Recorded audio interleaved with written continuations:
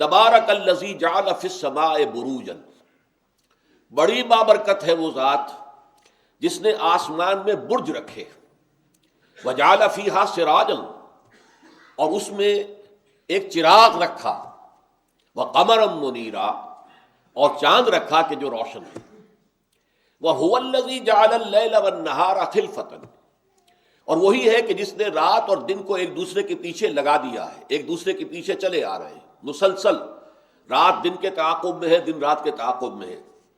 لمن اراد ان یذکر، یہ سب کچھ ان کے لیے ہے کہ جو تذکر حاصل کرنا چاہے، یاد دہانی حاصل کرنا چاہے، او اراد شکورا، یا جو شکر کرنا چاہے۔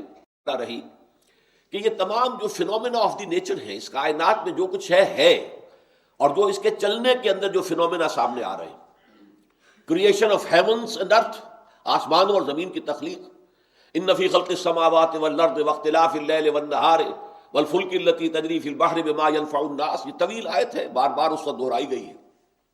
اور سورہ آل عمران کے آخری رکوع کی آیات جو ہمارا درس ہے مستقل، اس میں ان فی خلق السماوات والارض واختلاف اللیل والنہار لآیات لأولی الالباب، یہ ہے کہ آسمان اور زمین کی تخلیق، اور یہ اس کا جو نظام چل رہا ہے اس میں رات اور دن کا جو عمل ہے۔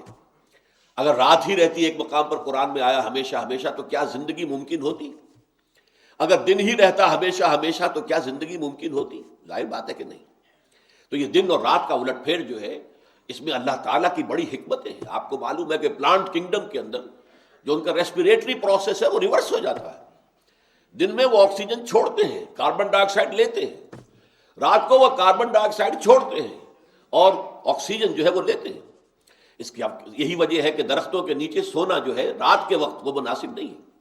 ہاں دن میں آپ ان کے سائے تلے آرام کریں، بہت عمدہ بات ہے، وہ تو آکسیجن تو چھوڑ رہے ہیں، کاربن ڈائی آکسائڈ جو جذب کر رہے ہیں وہی کاربن ہے جو فوٹو سنتھیسس کے پروسیس کے تحت وہ پھر جو ہے لکڑی کی شکل اختیار کر رہا ہے، اور انرجی کا گویا کہ خزانہ بنتا چلا جا رہا ہے۔ اب یہ ہے کہ یہ نشانیاں ہیں اللہ کی، وہ دکھا کر دیکھو بھائی، اس کو دیکھو، کوئی یاد آیا تمہیں کہ نہیں؟ اس سورج کو دیکھو، اس کو دیکھ کر کسی کی ربوبیت کا احساس تمہارے ذہن میں پیدا ہوا یا نہیں؟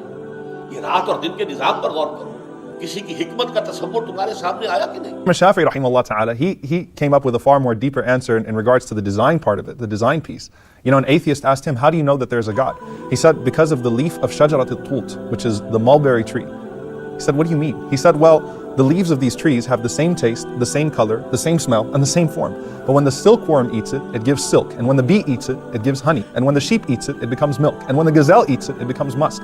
So he said, who could have made this so diverse in regards to his production if it wasn't Allah subhanahu wa ta'ala, other than a creator? And then he recited, Tabarakallahu ahsanul khaliqeen, the verse in Surah Al-Mu'minun, that blessed be Allah, the best of all creators. So it's beautiful when you think about it, that Imam Shafi'i was able to derive that from a simple leaf, that there is no way that this miracle could have come from anything but a designer. So it's cause and effect to know that there was a creator. You don't need physical evidence, you don't need to see it.